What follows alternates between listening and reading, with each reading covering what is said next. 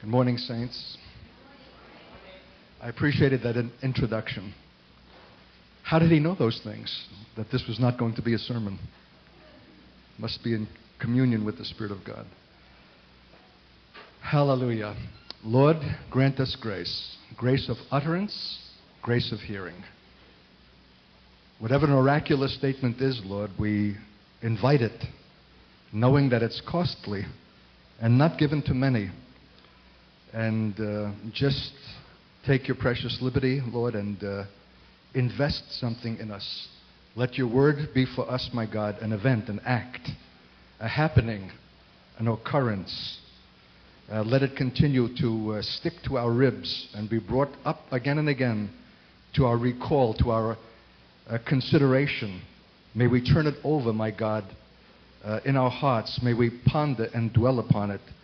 May it have all of the rich, life-giving possibilities that your word has as it is sent from the throne.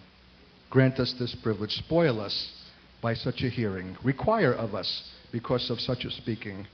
And we thank you and give you the praise for such love that will not let us go, that is so jealous and brooding over us and calls us again and again, higher and higher, to the ultimate things of God that pertain to your glory, even in this city, in this hour. In Jesus' name we pray. Amen.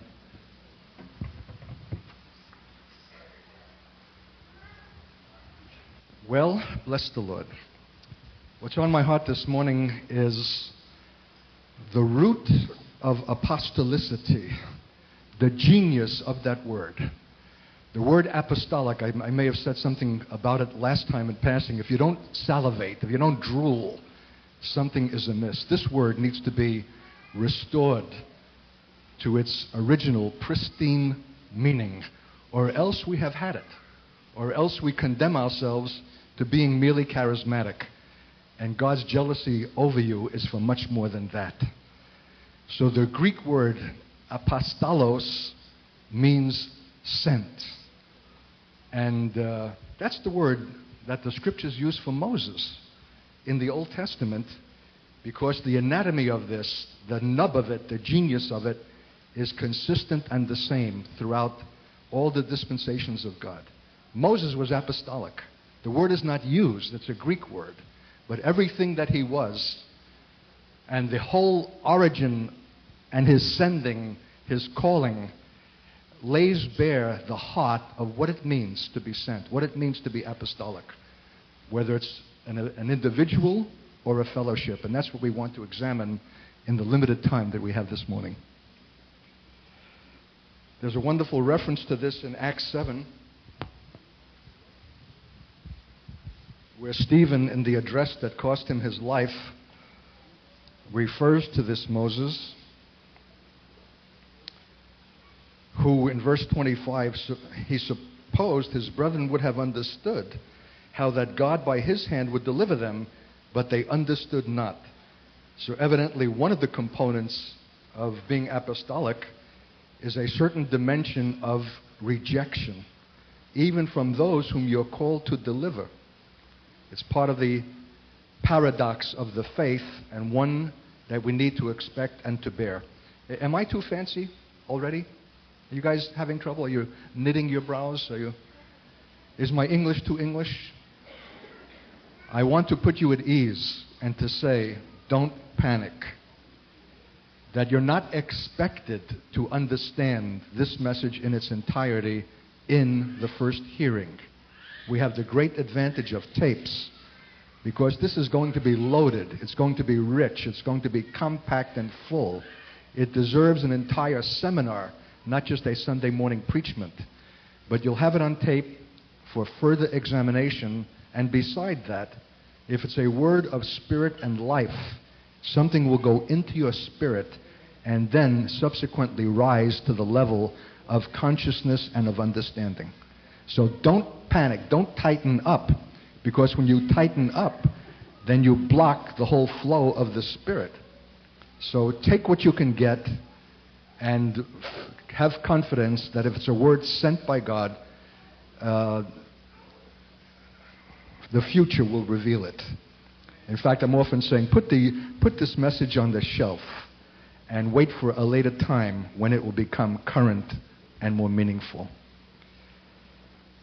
So the next day he showed himself unto them as they strove, and would have set them at one again, saying, Sirs, you are brethren, why do you wrong one to another? But he that did his neighbor wrong thrust him away, saying, Who made thee a ruler and a judge over us? And just to leap to verse 30, and when 40 years were expired, there appeared to him in the wilderness of Mount Sinai an angel of the Lord in a flame of fire in a bush. When Moses saw it, he wondered at the sight. And as he drew near to behold it, the voice of the Lord came unto him, saying, I am the God of thy fathers, the God of Abraham, the God of Isaac, the God of Jacob. Then Moses trembled and durst not behold. Then said the Lord to him, Put off thy shoes from thy feet, for the place where thou standest is holy ground. I have seen the affliction of my people, which is in Egypt, or New York City, or Asia, or the world over. And I have heard their groaning, and I am come down to deliver them. And now come, I will send thee into Egypt. Then Moses, whom they refused, saying, Who made thee a ruler and a judge? The same did God send. You underline every time you see the word send.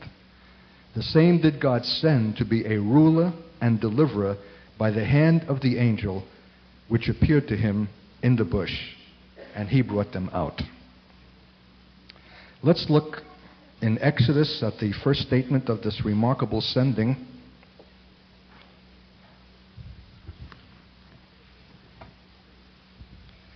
The heart of which is the encounter with the God of the burning bush. A revelation of God in a form other than the way Moses knew, understood, or anticipated him. Will not be sent except we can communicate in going something of the sense of God as he in fact is. Not what we think him to be.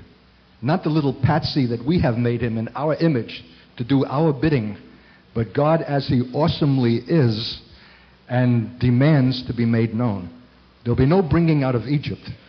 There'll be no deliverance out of bondage, except those who can come to men out of the presence of God and communicate that God as he has chosen to reveal himself, the God of the consuming fire in the bush that burns but is not consumed. Now we need to note where that bush is located, because it's in the same place still. It's on the Mount of God, on the backside of the desert. And I want to say that you're disqualified from this encounter with God and the sending that comes from the meeting of him there if you're not to be found in that place. And you guys are right now at a perilous crossroad because of your success. That you'll receive invitations, and they are already coming, to draw you to the front side, to the side where prestige and esteem and honor of men and acknowledgement by men, even religious men, is to be found. It's very seductive, it's very powerful, and unless you're alerted, and I think that's part of the purpose that God is speaking today, you'll find yourself invariably drawn to the wrong side where the Mount of God is not to be found. That's not to say that those who labor there and have their ministries there are somehow opposed to God. It's just that they're operating from another place and another level. But I am jealous, and God is jealous for the place to which he has called you.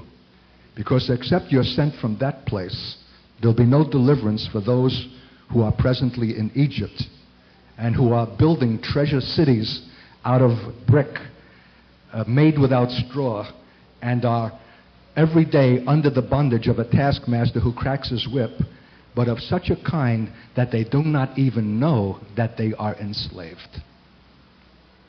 I'm talking about the countless millions who labor, who sweat, who strive, who are on the subways, going to schools, seeking careers, wanting to make it, don't even know that they're working for a pitiless Pharaoh who has no redemptive intention for them but to chew them up and to spit them out as merchandise.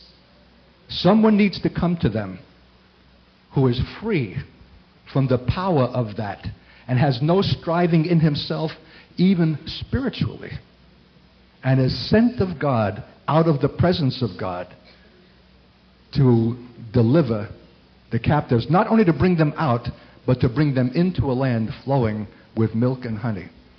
And we can't offer freedom or deliverance beyond what we ourselves experience and know.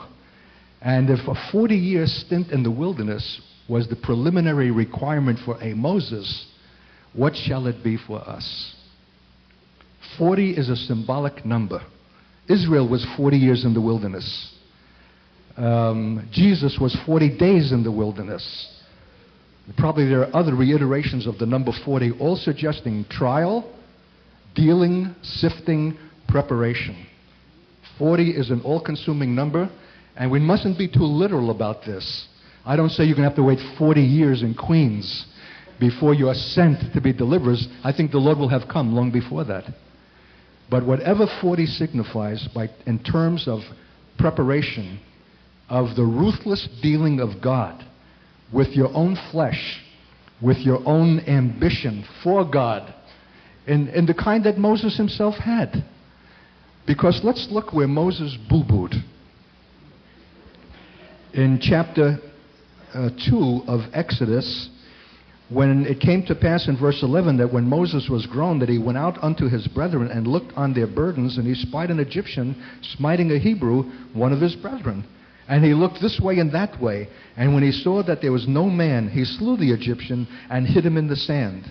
And when he went out the second day, behold, 2 men of the Hebrews strove together, and he said to them that did the wrong, wherefore smitest thou thy fellow? And he said, who made thee a prince and a judge over us? Intendest thou to kill me as thou killest the Egyptian? And Moses feared and said, surely this thing is known.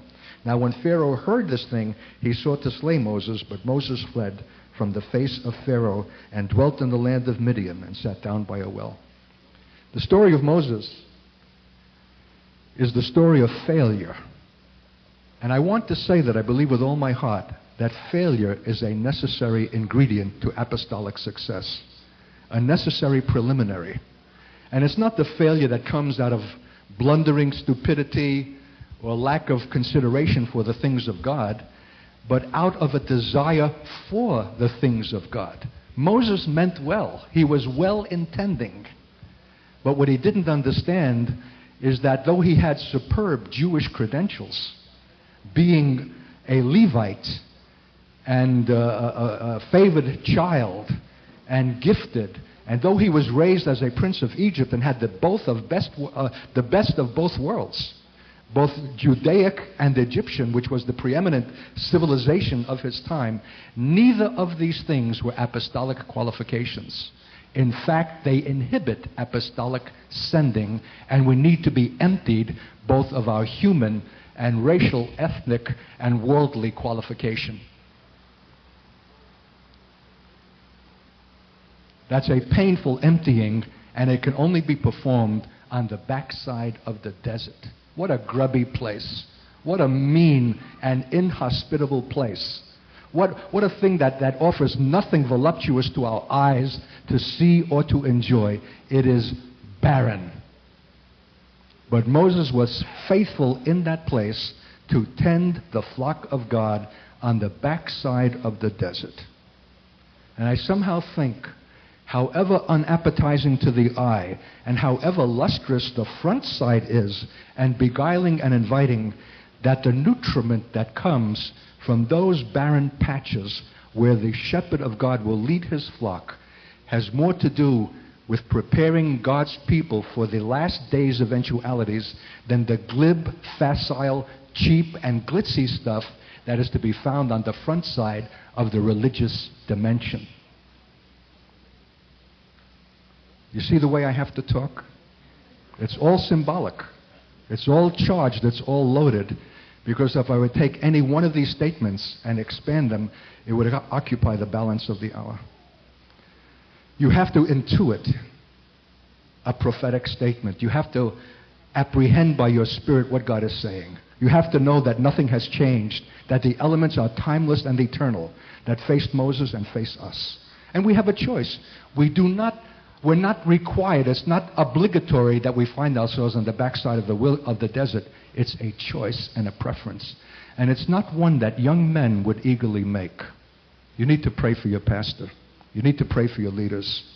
For every force and every power wants to seduce and wants to draw them to the place of acknowledgement and the honor of men and being one of the boys for the success of this remarkable movement that has developed in New York.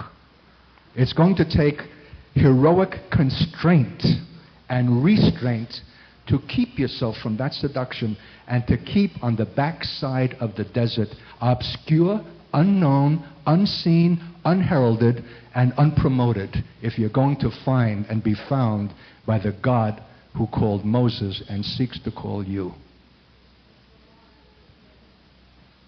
For except there be a calling, there's not a sending. And except that we be sent, what are we and what have we and what power and what authority?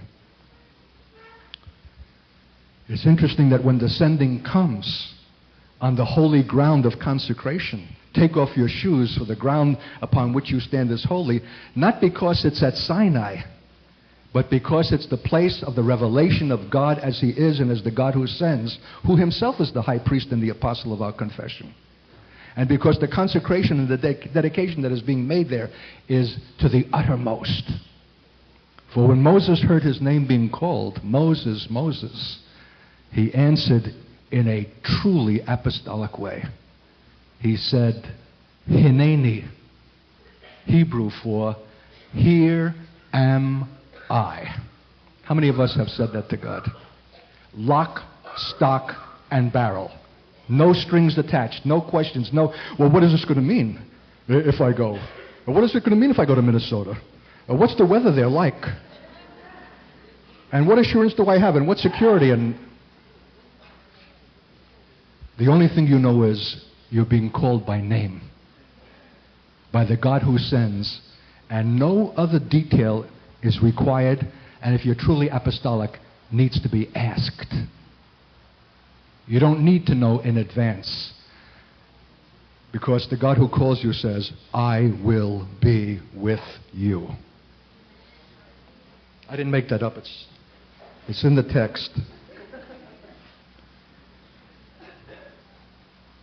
Verses 11 and 12 are enormously significant. The whole text is enormously significant. How come you're compressing me to finish on time? Verse 10, come now therefore, and I will send thee unto Pharaoh. Notice where Moses is being sent. Not to a peripheral Egyptian of the kind that he picked off before and left laying in the sand. He's going now to where the action really is. Dum, da, dum, dum. I will send you to the Pharaoh. I'll send you right to the headquarters of Satan himself. I'll send you right into the pit and the grit of the powers of very darkness that have held men enslaved in bondage since time immemorial. No more playing around at the periphery. No more touching the secondary issues. I'm sending you to the heart of the matter. It's time, saints, for the powers of darkness to say, Jesus I know and Paul I know. And the new, what are you, the new life fellowship? Who? See, we can be drawn off not only to acceptance by men because of the wonderful thing that we exhibit, we can also be drawn off to causes. We can also be drawn off to do good things. And there's a multitude of good things that need to be done and needs that need to be touched and ethnic groups that need to be met. But ascending is to the heart of the matter and not to the secondary causes. In fact, God does not allow Moses to move on the basis of the distress of the people Israel. I have heard their cries. I have seen their affliction, not you. You don't go on the basis of your schmaltzy sentiment. You don't go because of your identification with your people as a Jew. You go for one reason only, because I have sent you.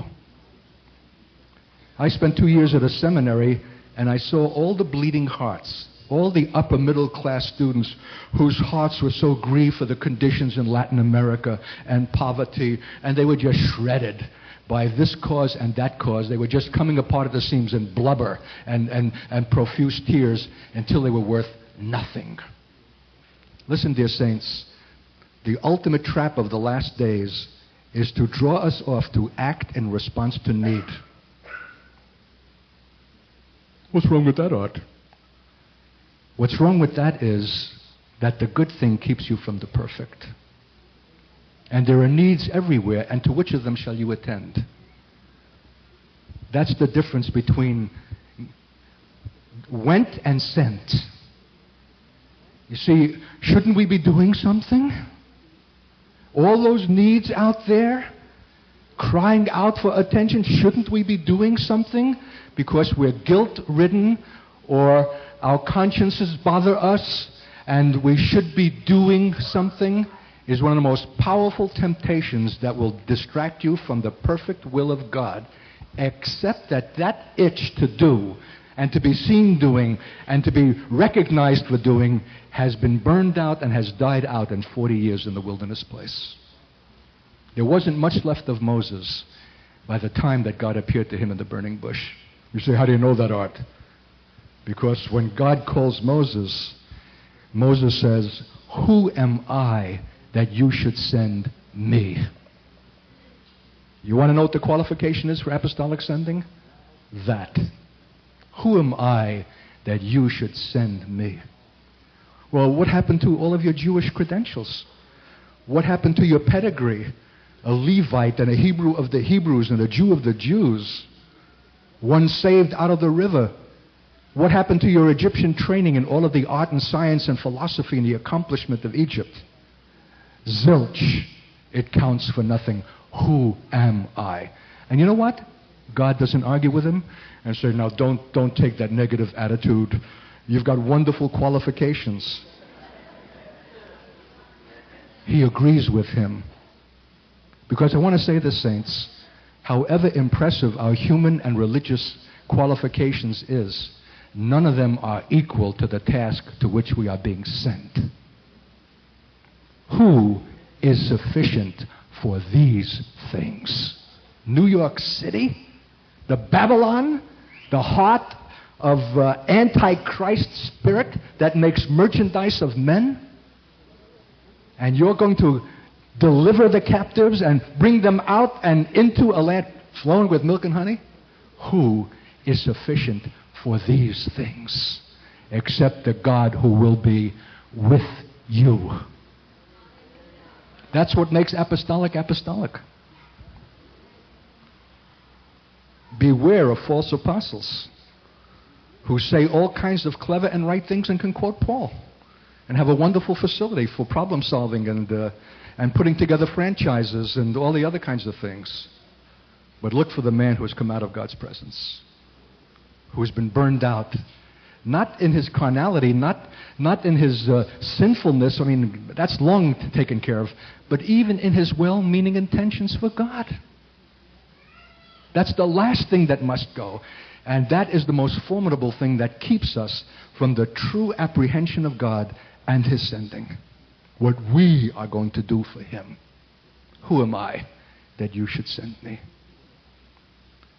The one virtue that Moses had, and this is what we need to recognize, is that when he saw the burning bush, he turned aside to see and to ask, why this bush burns but is not consumed? And when God saw that he turned aside to see, he spoke to him out of the midst of the bush and said, Moses, Moses. And Moses said, here am I. This was the critical point, and I ask you to ponder that. Why did God wait to see if Moses would turn aside to see the bush? And I want to say that turning aside is not just a little act of curiosity. It's a deep apostolic jealousy for truth, for ultimate meaning, no matter what its cost or what the pain is required to obtain it. Our generation is a bunch of superficial flakies that have not examined the burning bush of its own time. We have not even examined why we have hurricanes and devastating riots in Los Angeles or Oakland, California going up like a torch, and various other calamities and geophysical and social disturbances, as if somehow they are accidents. Where's God? What is the causal connection between the increasing calamities that are afflicting mankind, from droughts to floods to fires to social unrest, and His will and purpose in being the God of those disturbances? Who sees in that way? Who sees a causal connection? Who understands that they are preliminary judgments to turn the attention of mankind to a God whom people will not seek, will not turn aside to see, will go on with their humdrum certainties, even religiously, while the world is increasingly burning? How many of us have examined the Holocaust of half a century ago? 6 million Art Katzes systematically annihilated and sent up through smokestacks and gas ovens, not by a savage and brutal and uncivilized people, but by the most eminently civilized people on the face of the earth, the Germans. The land of Goethe, Schiller, Fichte, Hegel, Nietzsche, Schopenhauer, Brahms, Beethoven, and Wagner was the land that systematically annihilated the people of the covenant. Of course, they've paid reparations since, or Israel would never have gotten off the ground. But does that take care of it in God's sight? How many have leaped into the grave with the bones and wrestled with them and have asked the question, why? I want to say I'm saved today because of that question. Because I was a Jewish kid growing up in Brooklyn when the statistics began to become known of the systematic annihilation of my people, and like most modern Jews, I admired German civilization. In fact, we Jews admired it so much, we made it a substitute for the Messiah himself. And the prototype of what we thought the Messianic age would be, if all the world could be as eminently civilized and as ethical and as moral and as philosophical and as cultured as Germany. Then the Lord lowered the boom. Or was it the Lord? Or was it just a madman by the name of Hitler? Or was it an aberration, a historic moment that of the things that just went gaflooey? Or is there a deeper meaning, a significance, something to be understood that we have overlooked because we have no stomach to look into burning things? I don't understand this, saints, but I know it is an apostolic distinctive that God waits for people who will turn aside to see. And it's only a lowly bush that burns, and you're liable to pass it by because it's so ordinary. But you know what I want to tell you this morning? That in the ordinary bush circumstances of your very own life, in your failed marriages, in the kids that have gone wrong, in the broken conditions of our life, in the things that we don't want to consider and just go on and pass them by, there's a God waiting there to be met. And if you guys have any distinctive that justifies my being here and our having a relationship, it's your love for truth and not wanting to gild something over or whitewash it with a brush.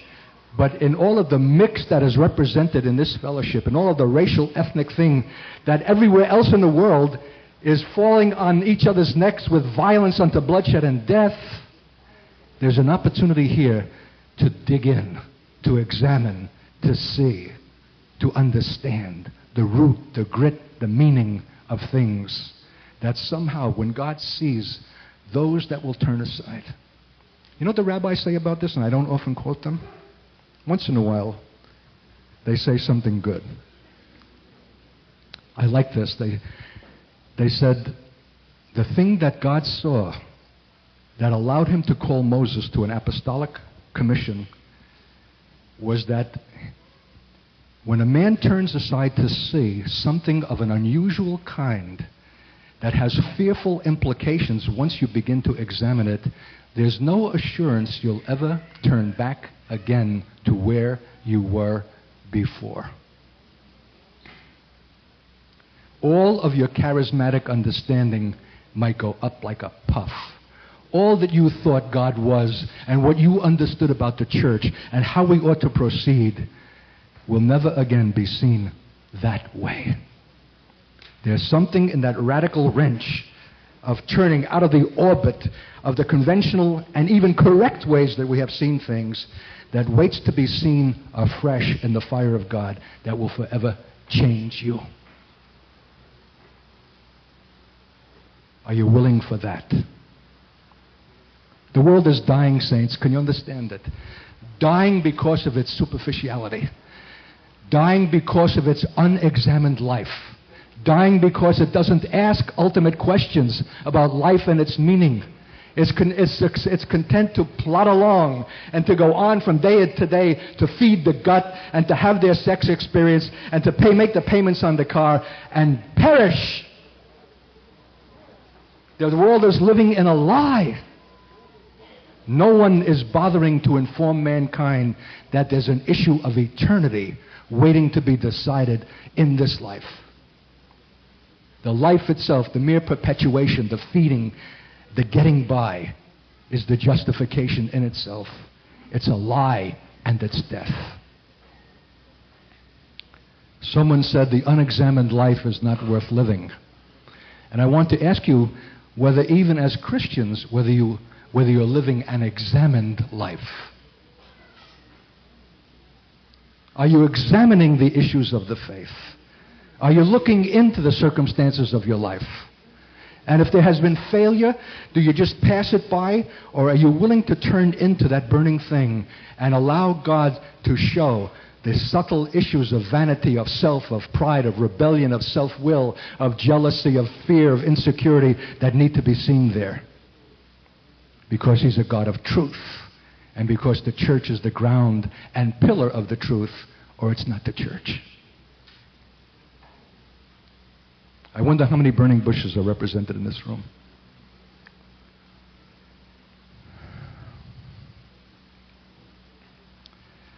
Homely little bushes that we would just as soon walk by and ignore. But there's a God waiting to be found there, and a revelation of Himself, and even a calling to us from that place alone that will not be obtained anywhere else. God is the fire in the midst of that bush. And we are escapists. And we don't want to consider painful and difficult things. But it's in those things and in the ordinary issues of our own life that God is and desires to be found.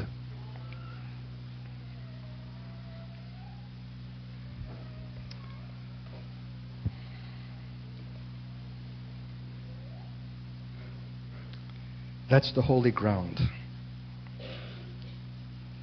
And we need to take off our shoes in that place and make contact with it. You know that the priests never wore shoes? For all of their elaborate garments and dress, they were barefooted.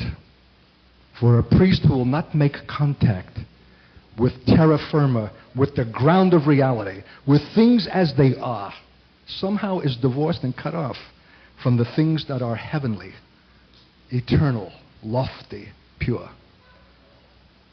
We've got to be willing to tread in those places. We've got to go back to the Holocaust. We've got to go back and examine the issues of our life and of our society and of our time and of our own personal situations and see them through and let God show us in those things what He will and face them. Or else we go on to superficiality and play acting and religionizing that disqualifies us from being apostolic. Moses was compelled by flight, having failed in his well-meaning intention to help his Jewish brethren, to find himself in the wilderness place.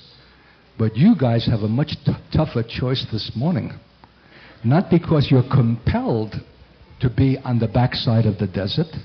In fact, there's all kinds of invitations increasingly coming that you should be found on the front side. as the wonderful example of cells and the success, that everybody wants to celebrate? Will you choose to be found on the backside? Will you choose obscurity? Will you choose to remain unknown, unheralded, and unsung? Will you give God his full 40-year opportunity to divest you of the subtlety of your own religious ambition and well-meaning intention to do for him? That there's nothing left but a man who will say, whatever I am and I'm not much, here am I. Who am I that you should send me?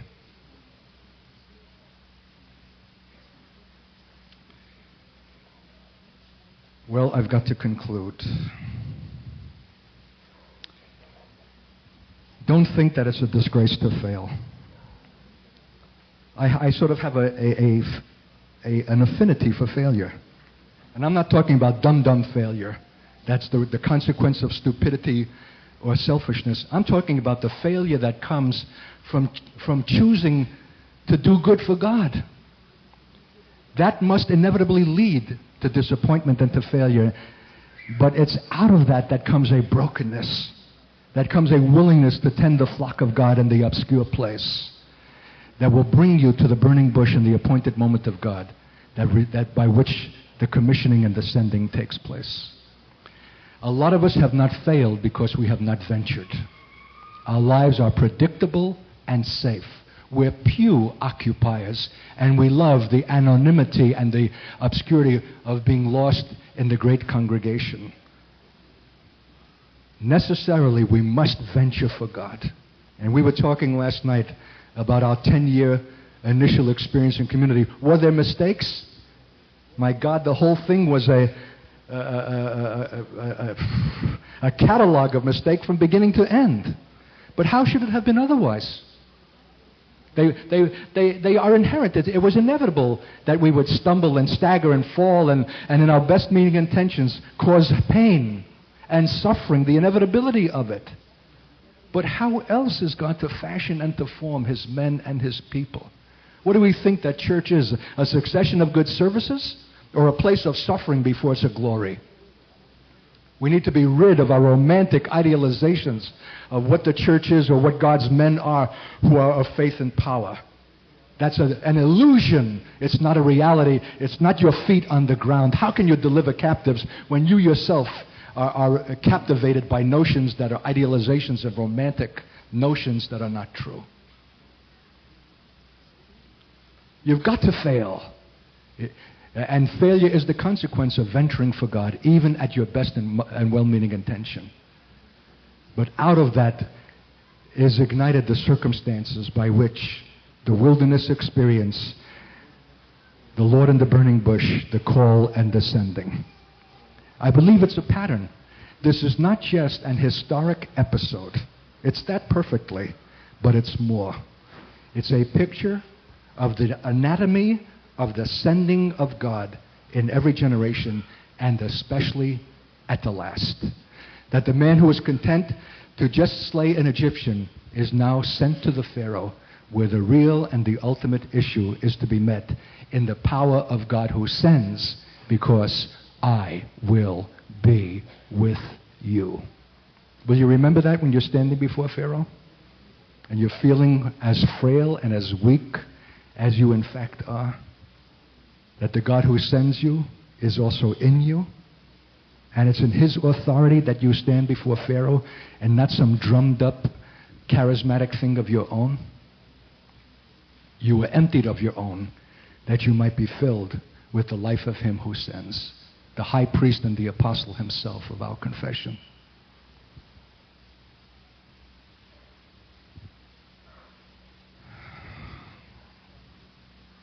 There's fire coming, saints, and it's coming on the earth already.